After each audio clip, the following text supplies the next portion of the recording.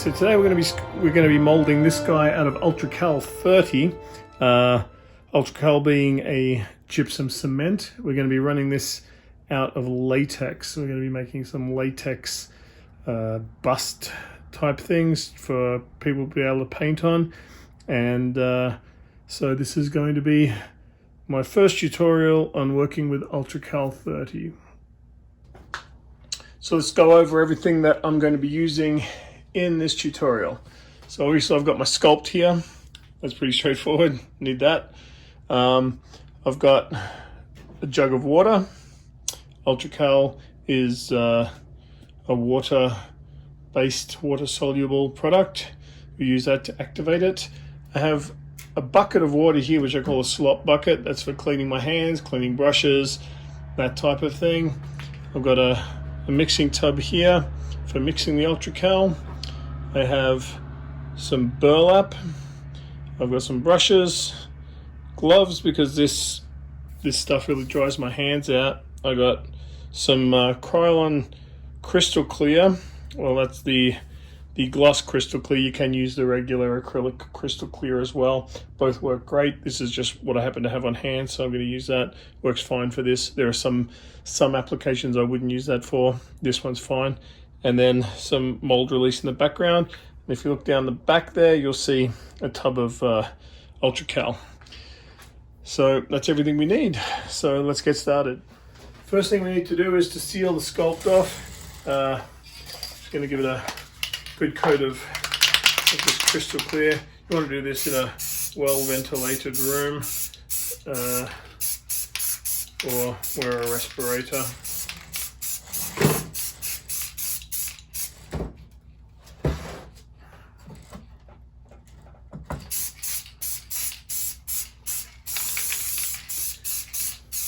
This is just to help with any clay residue. You can go straight in with the mold release should you choose, but this gives a very clean extraction, and it also prevents stirring up the clay and wetting it down when you put the Ultracal on. It helps sort of give it a waterproof base so that you're not mixing your clay in with your Ultracal, which always kind of sucks. Okay, and now we're going to leave that to dry. Now that that's all dry, the next stage is to deal with some mold release. I like the Ease Release 200, which is a smooth-on product. I've been very happy with that. So you can also use any mold release of your choosing. Just make sure you give it a good spray, good coat. I don't like having to scrub crystal clear out of my Ultracal molds, so I tend to like to use this, and then it just forms a really nice barrier for when we go to pull the clay out. It pulls out really clean. So the first step is to add some water into our bucket that we're going to be mixing our Ultracal in. Now, probably don't want to put more than maybe half an inch in the bottom. This is just for our print coat. So when we add the Ultracal, it's going to really boost the volume of that up. So don't go crazy with that. Just wait and see how much we have. If we need to add more, we can always add some more. The handle's broken off this scoop. You can use a cup, you can use whatever you like.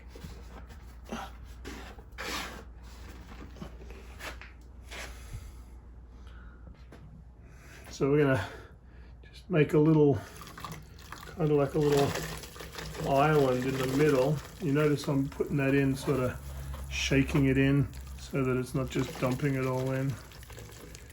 I'm going to make a kind of little island in the middle.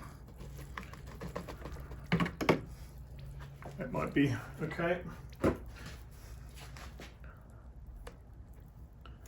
Now we want this to be kind of the consistency of whipping cream before it's whipped. So we want it to be not particularly viscous. We don't want it to be like milk. I think this might be a little too runny. We'll need to add a little bit more in there.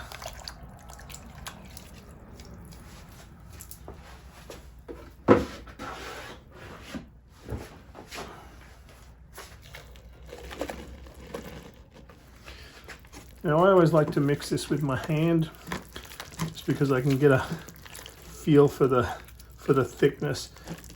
We want it thin enough that it's going to get into all of the details, and that it will hang without just running off and beading.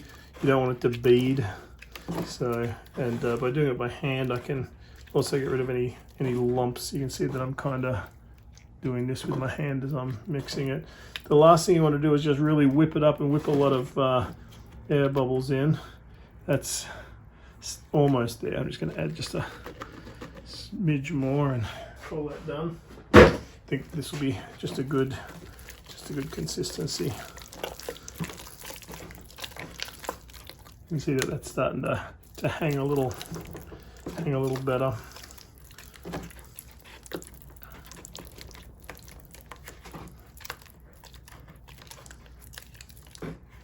Okay, so you can see that's leaving a pretty nice coating on. So I think we're about ready to start.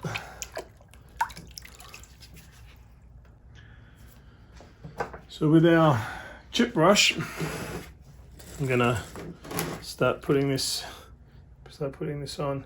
Now you got to bear in mind that it's very, very possible that you're going to end up with air bubbles getting trapped. So what I like to do, you can either use an air gun,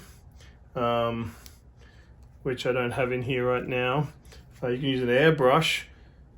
Might get schmutz and stuff on it, but the easiest thing for me is just to blow on it.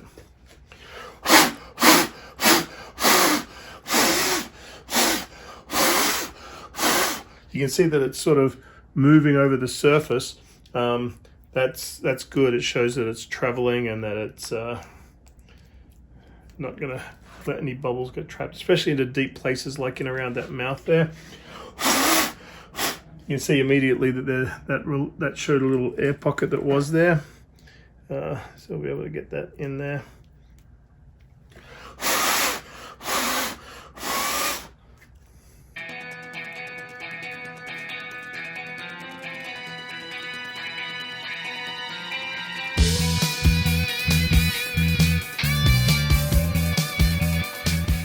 Now you can see these bits where the clay or the sculpt is showing through.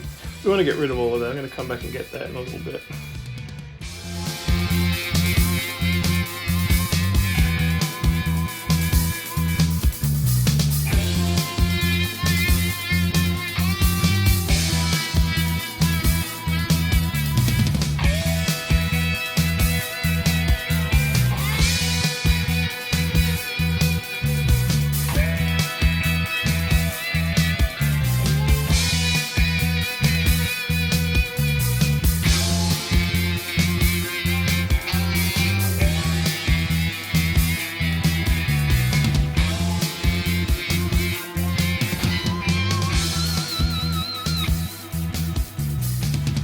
Now I'm going to be making a silicone master of this afterwards, so I'm going to be making this mold probably a little thicker than I normally would, just because I want the flange to come out a little further so I can throw some keys in that, so that when I'm making the silicone skin, I'll be able to use those to do that portion of it. So you don't necessarily have to make these quite as thick as what I'm going to be making this, just so you know. I'm going to take this out a little bit further onto the, normally you would probably only need about 1 inch, but I'm probably going to go a good two to 2.5 inches out. See how far out. See how far out I'm bringing that.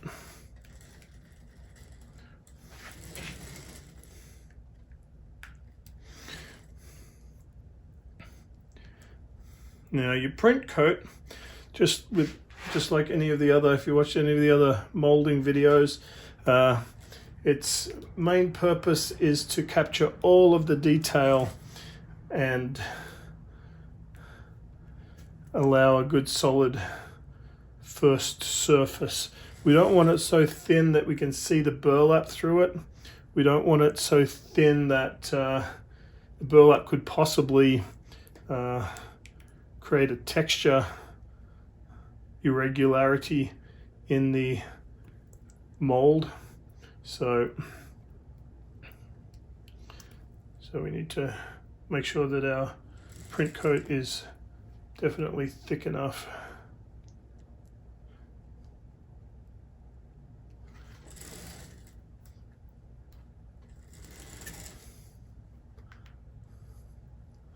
Now you can put a wall there if you want. With Ultracal, I don't necessarily think it's critical. It's thick enough that it's not running everywhere. It's not like we're pouring a 1630 or a silicone that's going to just run off the board. So we have a lot of control with Ultracal. The thing I like about Ultracal is that it slowly thickens, so you have time to gauge. If you're working with something like a Hydrocal, which is a gypsum plaster, it'll be thin, and then all of a sudden it'll go thick, and you'll be like, oh crap! And so you've got to, just really be aware of your material. Ultracal gives you a lot more room for play, a lot more predictability.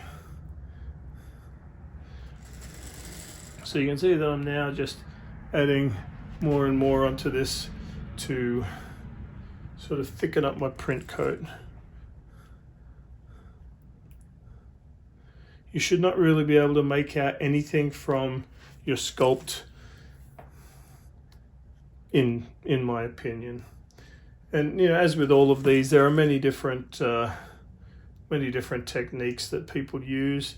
This just happens to be the techniques that I use, that I'm making this video with, and they've served me pretty well over the years that I've been doing this.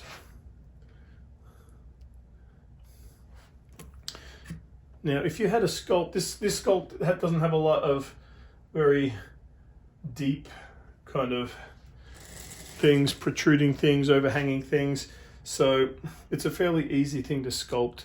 The thing that you want to bear in mind is that we're going to be laying the burlap into this.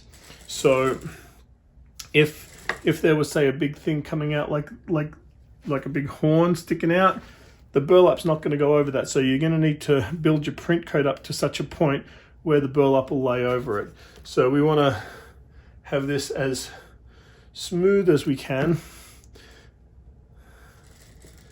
So right now I'm just focusing on getting the material on there. Then we'll do a smooth down. And I'm building up through here a little bit more than I normally would, because I'm going to buzz some keys down in there using a router bit. So obviously if it's too thin, then I'm not going to have any room to be able to put those keys in. And maybe I'll make a video of that process, of how I go about making that silicone master, because it's going to be backed with a polyfoam so that I can do multiple molds and then pull them out. So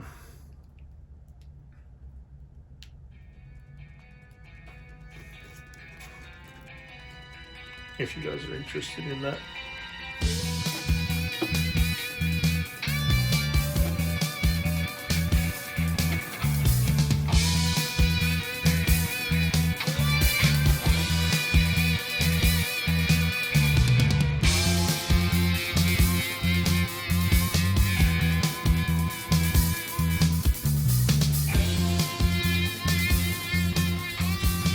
Once you're happy with the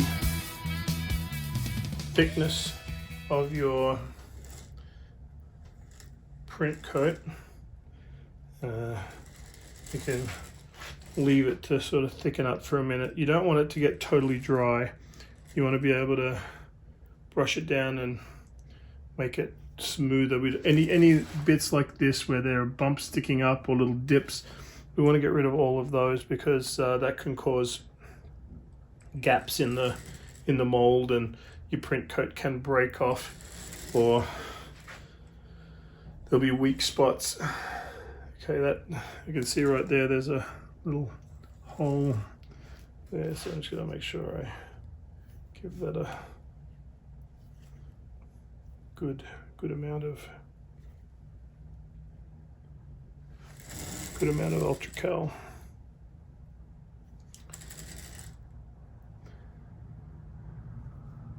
A good way to judge where it's at is you can see that that's very shiny, very wet.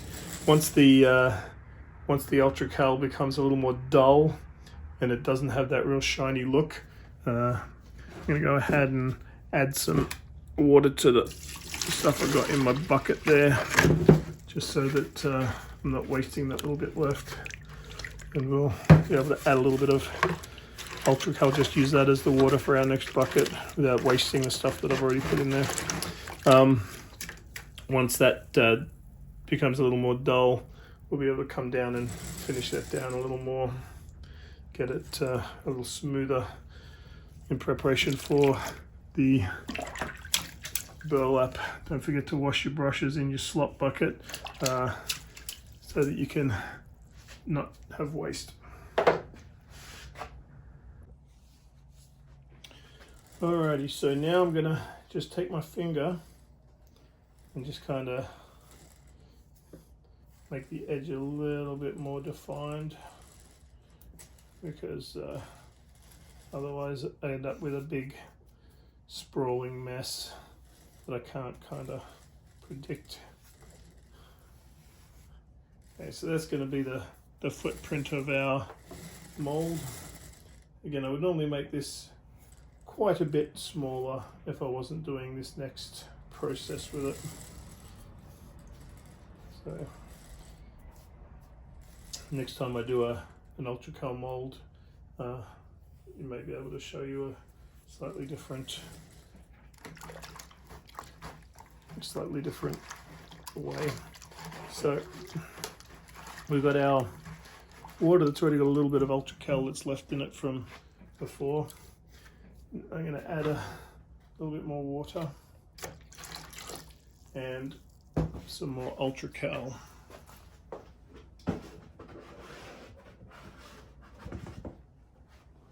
You want this to probably be just a little bit less viscous than that last one, than the last batch, because we want it to be able to penetrate into the burlap. Now the burlap that I use, I get from Home Depot on a big roll, and then I just trim it down. I don't actually have to cut up big sheets of burlap, and it is actually really nice. I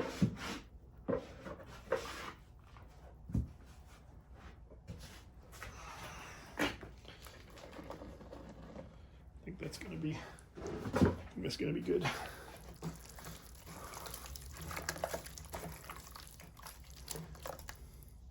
Now I'm going to apply these 2 sheets at a time, just to save time.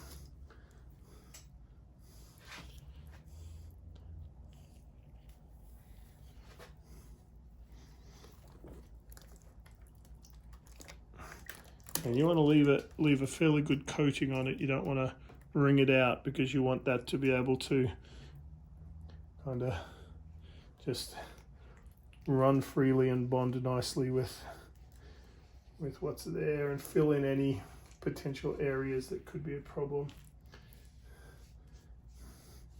And of course we know that that's going to happen, so we just need to keep working our edge there.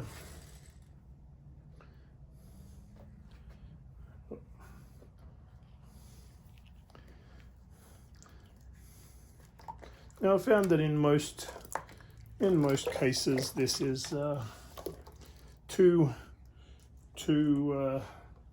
thicknesses. Thickness too deep is more than enough reinforcement, unless you know you're really going to be prying on it. Then of course you're probably going to want to do more. I'll do a video on how to do a full head mold, and you'll see that we actually build up the flange on that quite a bit, because we know we're going to be cranking on that to get it open. You don't want it to crack. It's one of the worst things.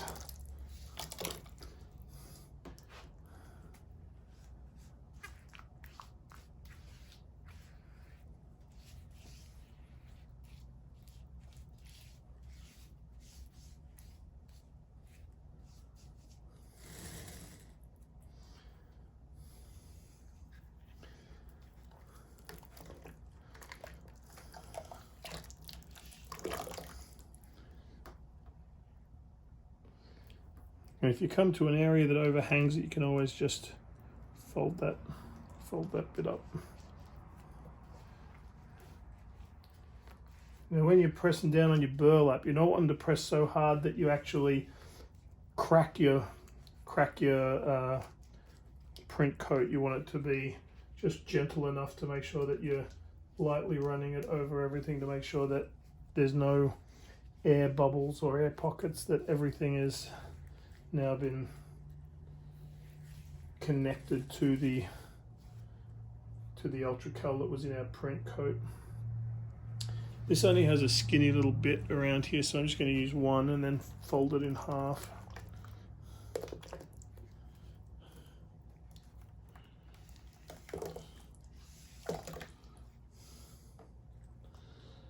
And once it gets to the end there, I'll just fold it.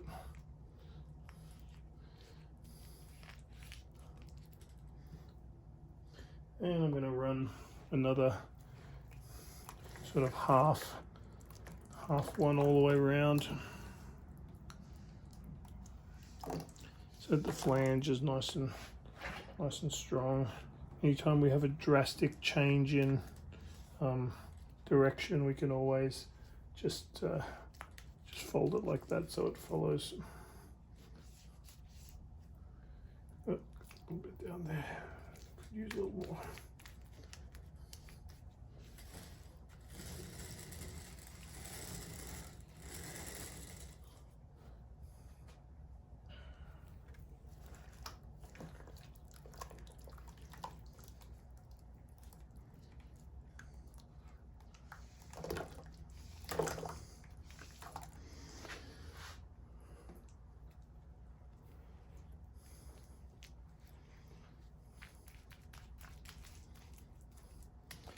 Okay, so now the whole thing's got a nice coat on it. Look at that all the way around. Just got to put get a piece like this. I'm gonna dunk it in, and we're gonna just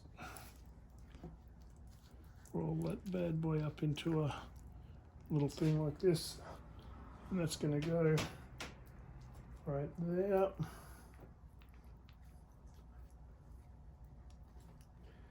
And we'll do another one for the chin. These are going to be the feet, so that it can be nice and sturdy on the table when you're running it. If you're making just a smash mold, one that's just a temporary, just to pull out some parts, probably don't need to go through the effort of doing that, but I always like to do it where I can. Okay, so now we've got our base supports.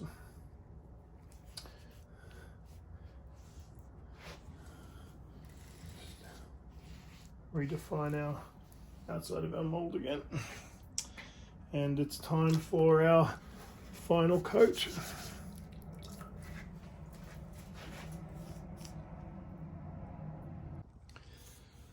Now you can see that I'm mixing this up quite thicker. It's almost into almost like a clay consistency, and that's because I'm just going to grab a little splash of water just to help. So this, you want to be able to pick up like a handful of it, hold it vertically, and make sure it's not gonna slump or fall down. But you also don't want it so thick that it is dry and crumbly. So this is a pretty good consistency right there, like a mud pie. And what we're going to do is we're just going to basically put a coat on here. I'm going to leave these to last.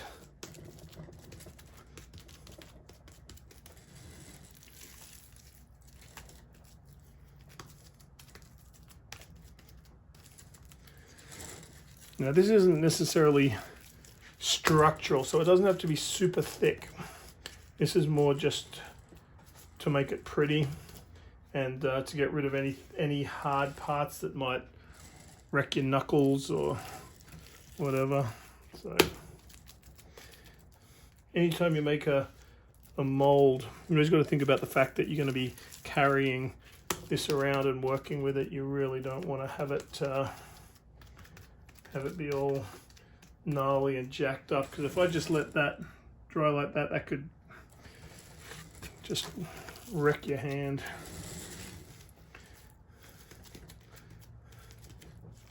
Plus, if other people come into your shop and see your molds, you don't want them looking at it and going, wow, that's an ugly mold. So there should be a little bit of pride as far as your craftsmanship and your work goes.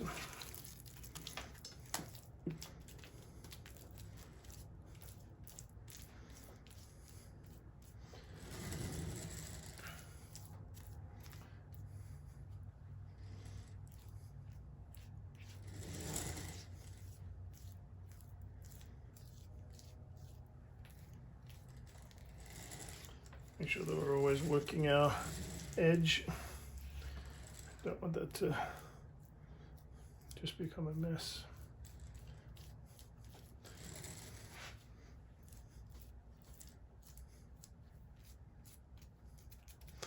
And I'm going to take a little dollop here, put on that foot there, take a dollop, let's hope a little firmer, dollop here to put on this one.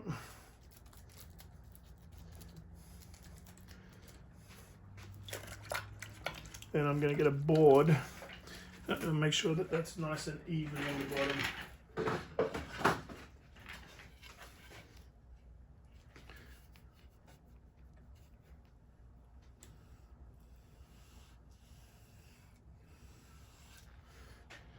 Okay, so now that we know that that's going to sit flat on the table, I can now work on making it pretty.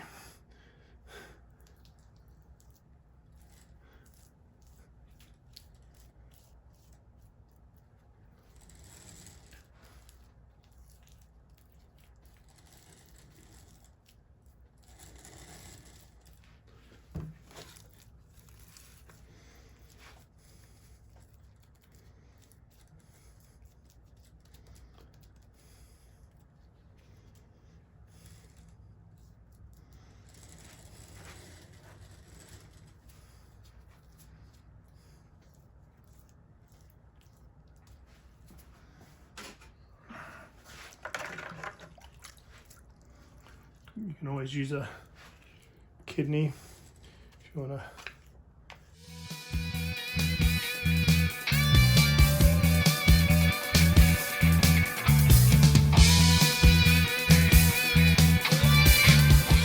Now you can see I'm only holding it lightly by the tip. I'm not like got it. I'm not like cranking on it. I'm just basically just ever so lightly moving it over the surface just to get it even. so once you get to a point, you can look at this and you say, okay, there's a bit of burlap sticking through here. This one here is even, and this has kind of got some ugliness. So we can go back in with any of our stuff that's left and just make sure that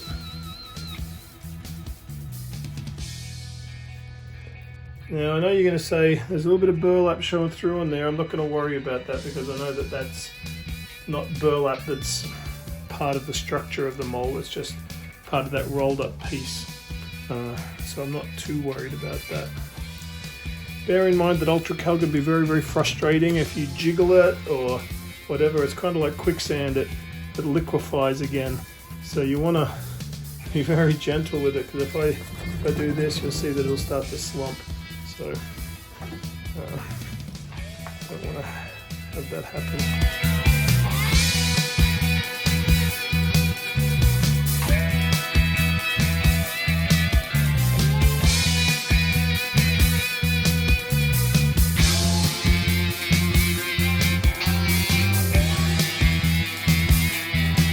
If I had a serrated kidney around, I don't know what happened to it, I could definitely use that to get this raked down as well. They work very, very well.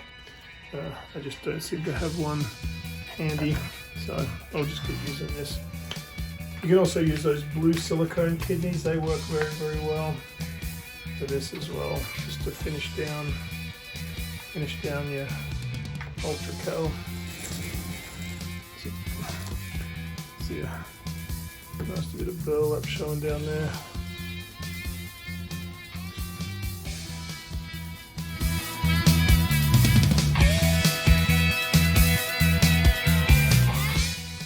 This is why I always like molding on a turntable. You can just kind of work it.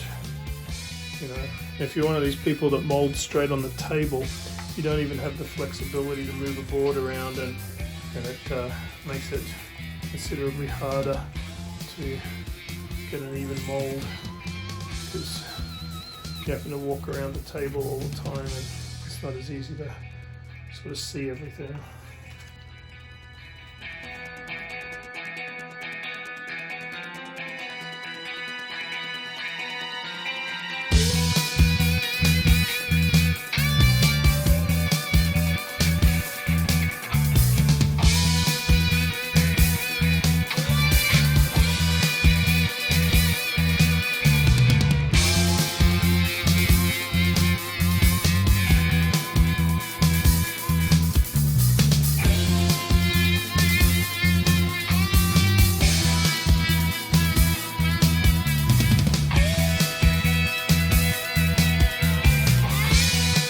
We'll be reproducing this mold with a series of maybe 5 or 6 smash molds, so I need to produce a lot of these pieces.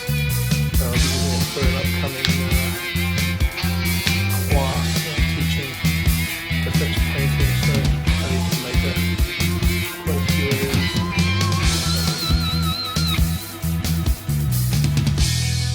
I think that's kind of slumped a little bit.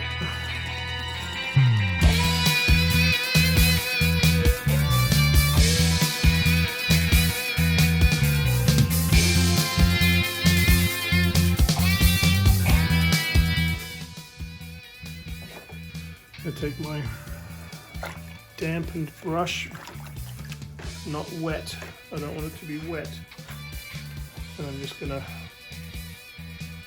kind of use it like a very light rake.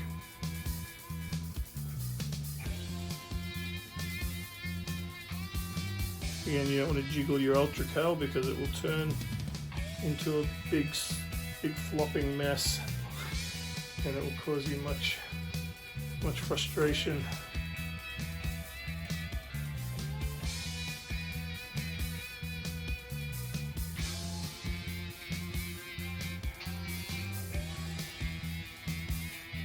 I'm going to leave this now to dry up a little bit, and then we're going to start polishing it. Okay, so you can see this thing is a lot more dull now, and I'm able to rub it without causing too many too many disturbances to the Ultracal. So now it's just a matter of rubbing and rubbing and rubbing and getting rid of all of those brush marks that we had. Try and make it as smooth as possible.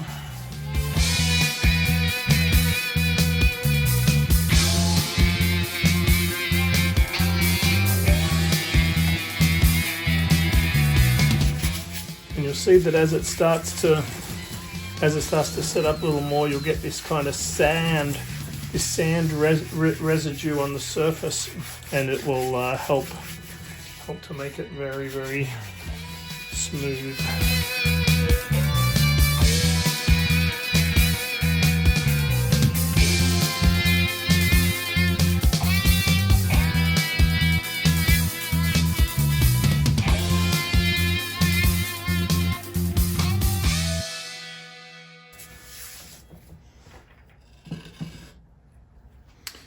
What I sometimes do is I'll just ball up some of this burlap,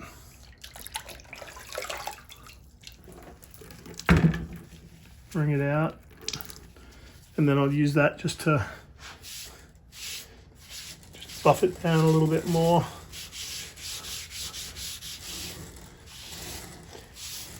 You normally don't want to do this until the mold starts to warm up a little bit, otherwise it can be kind of destructive to the surface. But by the point that you're starting to feel a little bit of heat come to it, it's not bad for it at all.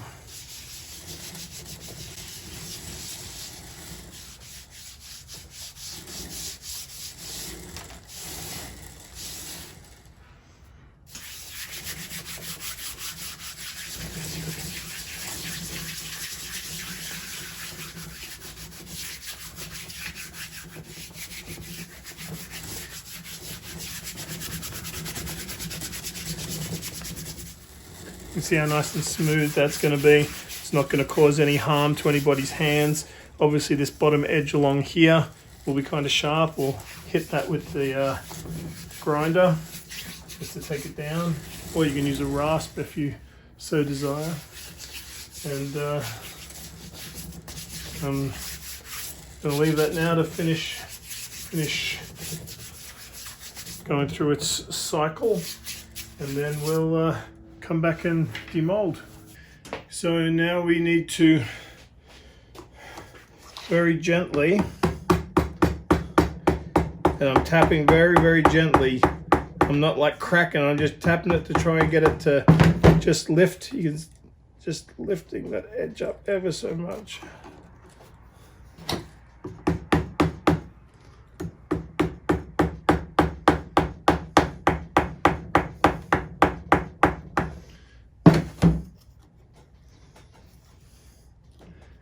Okay.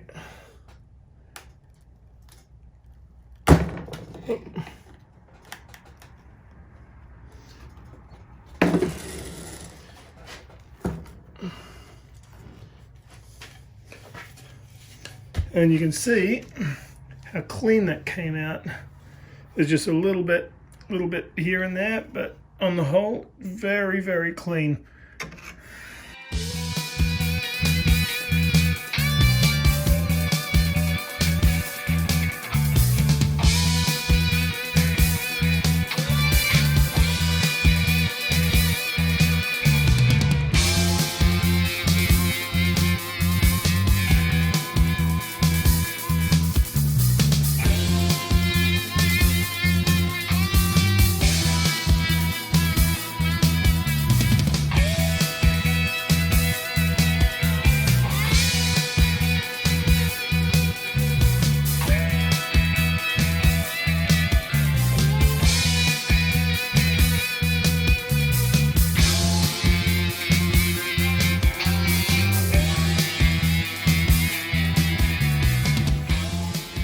And here we're done. All finished. The edges are all nice and ground down, so no one's going to hurt their hand on it. Now I'm ready to get this done with my silicone master.